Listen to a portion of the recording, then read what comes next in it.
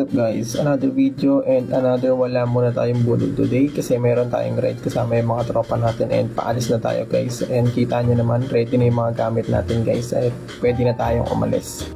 Unang stopover nga pala namin guys ay dito na sa Tagaytay mismo para pag-usapan yung aming kakainan ng almusal. Ayan, yan kami lahat and after nyan guys, dumiretso na kami dito sa aming kakainan. Tamang Paris lang muna kami guys dito and ayan. Sobrang gutom na yung mga kasama ko dyan kasi wala pa silang mga kain kaya yun, tamang food trip muna kami. At after namin kumain guys, hindi na kami nag-aksaya ng oras at bumiyahe na kami dahil malayo pa aming pupuntahan kaya in-enjoy muna namin yung mga nadadaanan namin na napakagandang tanawin guys habang nasa biyahe kami. Ito kasi yung mga tipo ng biyahe na hindi namin magagawa ng palagi kasi busy sa mga trabaho, sa mga kanya-kanyang buhay kaya ini-enjoy namin talaga kapag magkakasama kami guys. Pupunta kami sa mga lugar na gusto namin puntahan. Pero sa bawat biyahe talaga natin pinupuntahan, may mga pangyayari talaga tayo na hindi inaasahan. Kaya dapat talaga magdoble ingat tayo sa mga ating dinadaanan at sa ating mga pinupuntahan guys. Kaya hindi yung dahilan para huminto tayo sa ating pag-agos ng buhay. Kailangan natin bumabante, kailangan natin magpatuloy kasi tuloy pa rin naman ang agos ng buhay kahit anong mangyari. Sa mga oras pala na to guys, nandito na kami sa Maylian, Batangas. At halos isang oras na biyahe na lang at mararating na namin yung aming destinasyon na pupuntahan. Kaya hindi na kami nagsaya ng oras at binakpak na namin yung mga kalsada para makarating na kami sa aming pupuntahan at makapagpahinga na rin dahil mahaba-haba na rin ang aming nagbibiyahe.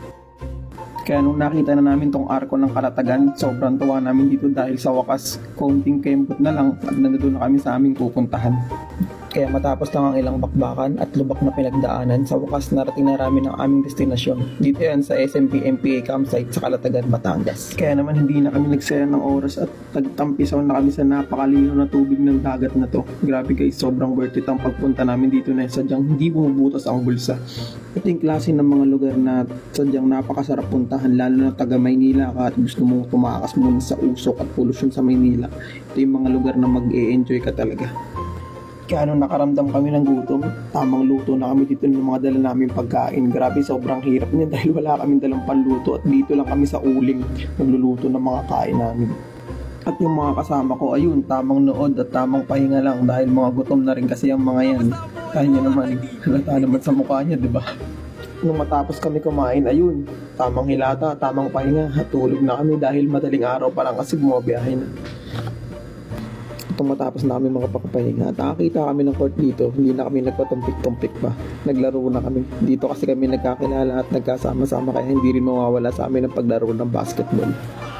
At pagtapos namin magpapawis, balik na kami dito sa dagat para enjoy na natitira naming oras dito. Dahil kinabukasan kasi maaga na rin kaming aalis at balik na naman kami sa realidad ng buhay kung saan sobrang busy na naman bawat isa at wala na namang oras makapag-bonding. At nung kinagabihan, tamang pahinga na ang lahat. At syempre kami, pampatulog. Naalak muna bago matulog. Wala kami pitchel kaya dyan lang sa kawali. Kulang kami sa gamit At nung kinabukasan, ayan, maaga na kaming gumising para makabiyahe na dahil malayo-layo na naman namin babiyahiin. Lubak at napakahabang kalsada. Kaya maraming salamat sa pagsama sa biyahe natin ngayon guys. Sana nag-enjoy kayo.